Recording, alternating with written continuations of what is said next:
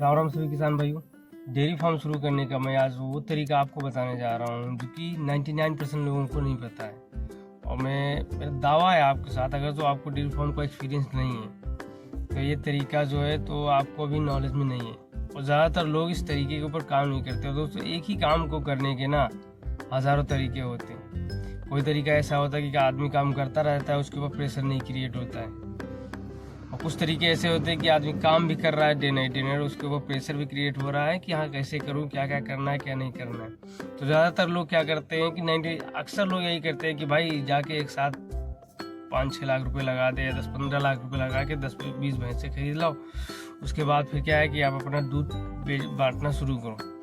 उससे क्या रहता है कि भाई इसमें आपके ऊपर एक प्रेशर क्रिएट रहता है कि आप भैंस तो एक साथ ले आए, फिर उसके बाद आपको आपकी भैंस का सही रेट क्या है कि किस रेट में मार्केट में चल रहा है, सिटी के अंदर सही रेट में दूध देना। और प्लस अगर दूध नहीं तो आपके पास डेली का बर्डन रहेगा कि आज नहीं तो कल, कल नहीं तो कल दूध हमें सही रेट पे देना है। तो उससे क्या होगा कि आप लॉस में ही जाओगे। ठीक है, आपके दूध का रेट आपको सही मिलेगा नहीं, औने पौने जैसे, क्योंकि दूध आपको लगेगा कि दूध फटने वाला है, जल्दी जल्दी जैसे करके हम निकाल दें बस कैसे, तो उससे आपका लॉस धीरे धीरे लॉस जाएगा, आपको पता भी नहीं चलेगा। फिर एक टाइम ऐसा टाइम आएगा कि आपको ऐसा लगेगा कि भाई अब डेयरी फार्म तो मेरा डिसीजन डेयरी फार्म करने का गलत था और ये डिसीजन सही नहीं है, हटाओ इस काम को। और फिर कुछ लोग आते हैं, मान लो इससे थोड़ा ज़्यादा ज्ञानी लोग आते हैं, वो क्या कहते हैं भाई ऐसा करो कि तुम 3 भैंसे ले आओ अभी स्टार्टिंग में, फिर उसके 1-2 महीने बाद फिर 3 भैंसे ले आओ।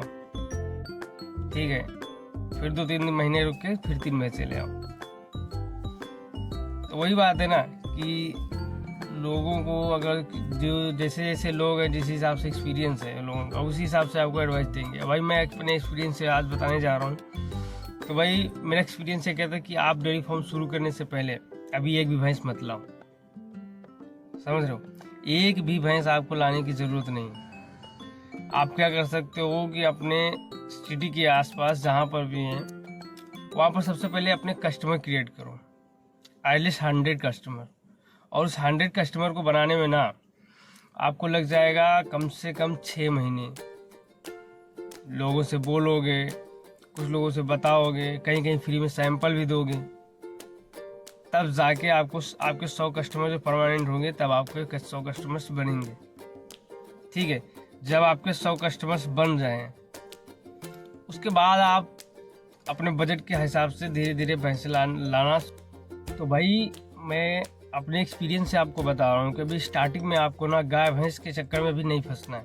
आपको क्या कस्टमर क्रिएट पर, अपने ग्राहक बनाने के ऊपर फोकस करना है ना दोस्त। अगर जो आप अभी एकदम से ला के 10-20 भैंस बांध दिए, ठीक है, और उसके बाद आप कस्टमर क्रिएट करने के ऊपर भागोगे, तो आपको क्या लगता है आपके माइंड में कितना बर्डन रहेगा कि भैंस को दे दीजिए, सारा उसका चारे का, राशन का देखना है, उसके बाद कस्टमर भी मुझे बनाना है।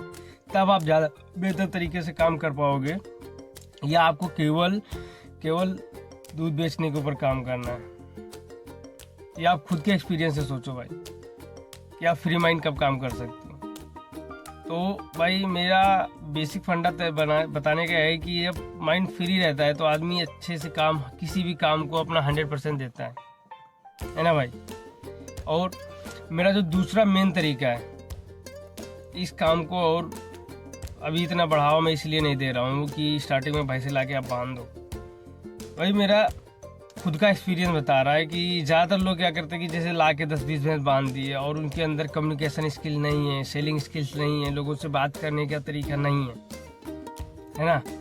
तो फिर क्या है कि आप एकदम से इस बाउंडर में फंसोगे ना कि आप अगर जो निकलना भी चाहो तो आप पीछे नहीं हट सकते भाई। पीछे हटने का मतलब क्या है कि आप एकदम से सोचोगे कि मैं ये जानवर हटा दूं, तो आप अपने जानवरों को औने पौने दाम पे बेचना शुरू करोगे। फिर आपके अंदर एक डिमोटिवेशन जाएगा कि यार डेयरी फार्म कुछ नहीं है, इसमें केवल लॉस ही होता है, लोग केवल बताते रहते हैं। तो भाई इन सब चीज़ों से बचने का सबसे पहला तरीका यही है कि अभी स्टार्टिंग में आप भैंस के ऊपर काम मत करो। आप अभी स्टार्टिंग में मार्जिन के ऊपर काम कर सकते हो। सपोज आपने भाई कस्टमर क्रिएट करना शुरू किया, अभी एकदम से 100 कस्टमर आपके पास बनेंगे नहीं, मान लो 2, 4, 10 करके जैसे जैसे बन रहे हैं, उसके लिए आप क्या कर सकते हो, अपने आसपास के दोस्त छोटे किसानों से दूध परचेज करो, है ना। मान लो आपने 55 रुपये के ऑन एवरेज बता रहा हूँ, आपने 55 रुपये तक की रेट में परचेज किया और जाके उसको शहर में 65 रुपये पे बेच दिया। बेसिक से एवरेज इतना तो निकल ही आता है यार, 10 रुपये पर लीटर बच रहा है आपका। कम से कम मैं रेट बता रहा हूँ कि मान लो आपने दिन भर में 100 लीटर भी जिस दिन से बेचना शुरू कर दिया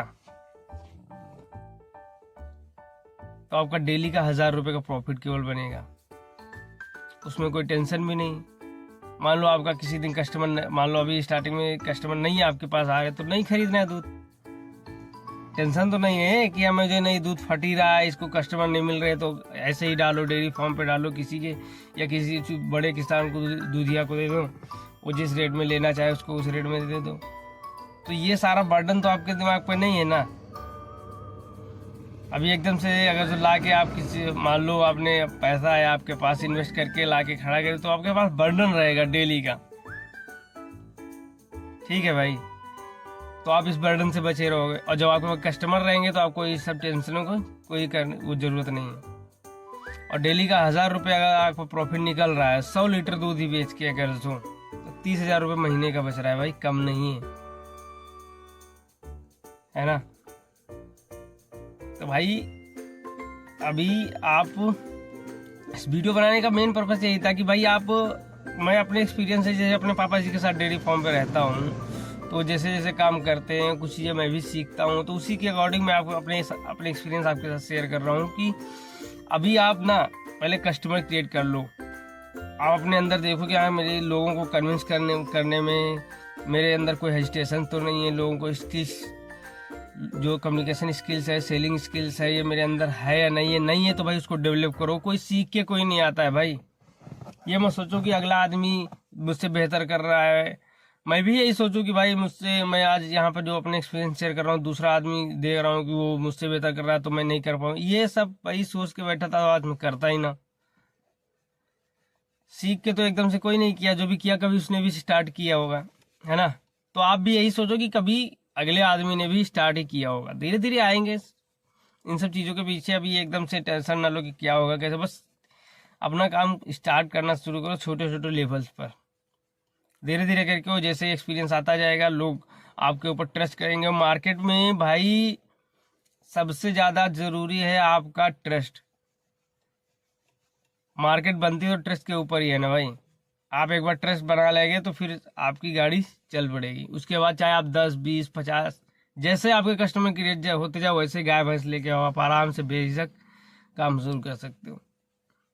तो भाइयों यही मेरे 2 बेसिक फंडे थे। वीडियो कैसी लगी है आप कमेंट सेक्शन में ज़रूर बताइएगा, और आपको अगर आपका कोई क्वेश्चन क्वेरी है तो बताइएगा, मैं उस पर दूसरा वीडियोस अपलोड करूँगा। तो दोस्तों वीडियो अच्छी लगी हो तो भाई रिक्वेस्ट है वीडियो लाइक कर देना, और अगर चैनल पर मेरे नए हो तो चैनल को सब्सक्राइब कर देना। मैं ऐसे ही वीडियो डेयरी फार्म से रिलेटेड लाता रहूँगा।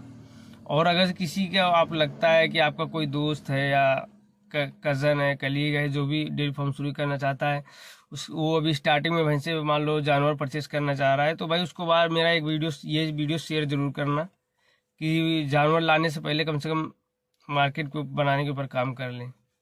ठीक है भाइयों, मिलते हैं नेक्स्ट वीडियो में। राम राम।